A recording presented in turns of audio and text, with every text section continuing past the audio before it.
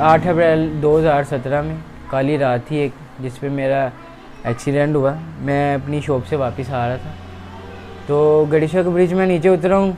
मैं अपने घर की तरफ ही आ रहा था, रिक्शे वाले ने हिट किया। मैं ट्रक के नीचे चला गया उधर, ऑरेंज लाइन का काम हो रहा था। 10,000 लोड का ट्रक मेरे ऊपर चढ़ गया, मेरी टांग ज़ाया हो गई।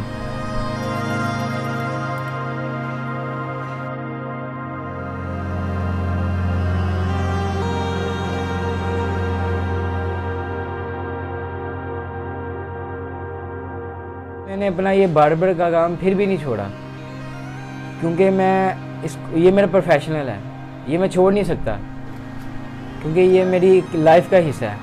और जो लोग रोडों पे भीख भी मांगते हैं ना, ये प्रेशर जुर्म है, ये नहीं मांगनी चाहिए।